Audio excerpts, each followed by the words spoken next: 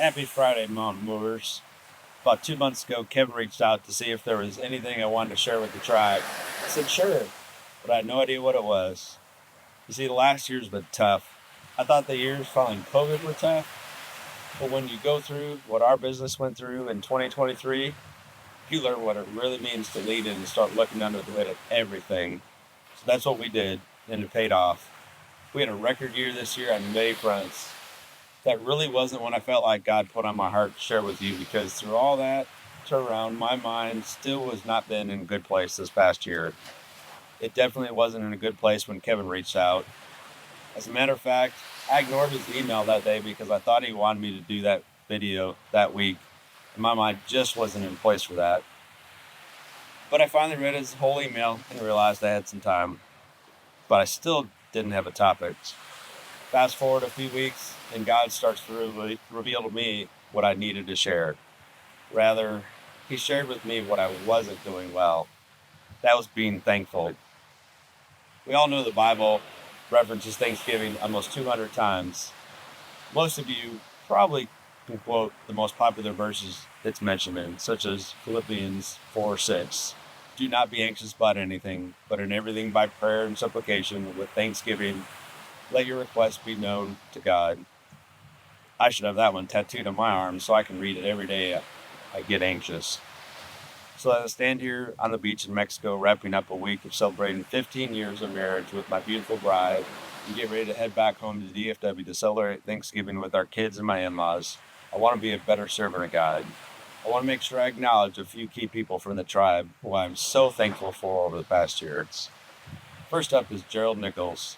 Jerold and I first met a few years ago at a workforce development event. Even though we do totally different, it never crossed paths professionally. Jerold and I connected over a common passion for workforce development. With time since, Jerold has become an invaluable resource in learning more about EOS, and also a personal mentor in my leadership journey. Jerold, I'm so thankful for our 2-hour lunches, Friday afternoon phone calls while I pace my back patio, your input and advice in ways to continue to improve, and most of all, your friendship. Next up is Larinda Smith. For all those who know Jerold, you know he's one of the best at connecting you with someone you should know. Larinda Smith is one of those that he said I should meet and get to know. Like Jerold, Larinda and I share a big passion for workforce development. And over the past few years, we have shared many long discussions about ways to improve workforce development in the construction industry. Many of those being Friday afternoon sessions while I pace my back patio. Are you seeing a trend here where I like to do my deep thinking about workforce development? I'm so inspired by all that Larinda is doing for the industry, all the great ideas and input she has on ways to improve, all the work she has done with the Texel Foundation, and the continued success with the Build Texas Crowd Expo.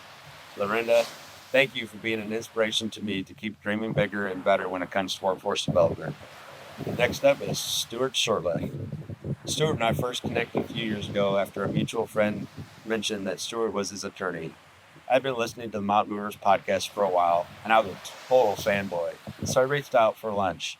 In time since, I've kept in touch with Stewart and watched from the stands with my popcorn as he dove off into the contractor side of things. When he returned to private practice, we continued to keep in touch. Then about 2 months ago, I was asked if I knew anyone that could help our firm with construction contracts. I knew just the guy to call, and Stewart did not let me down.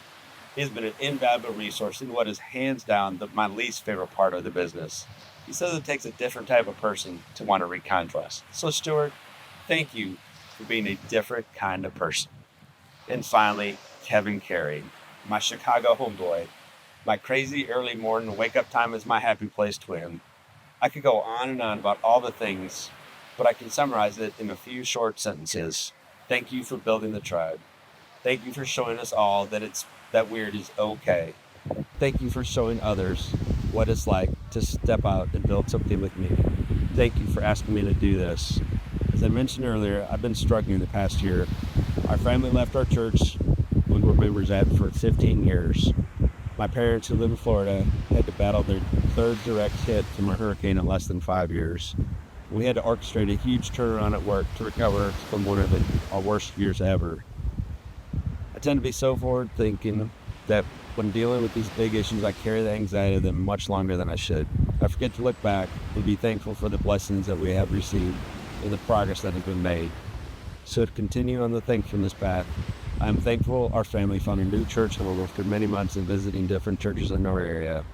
I am thankful my parents once again suffered only minor damage after a direct hit from a hurricane. I am thankful our team at work came together and turned things around in a huge way. I'm thankful that my wife has been with me every step of the way for the past 15 years. I'm thankful that God told me to walk past the men's section of Walmart with my son while grabbing some groceries so I could spot this bad boy sweatshirt on the rack. So I can proudly support the tribe wherever I go because, like Stewart, rocks and quarter zips, I love to rock me a sweet, sweet hoodie. So thank you for joining me on this journey today. And by the way, go Sun Devils.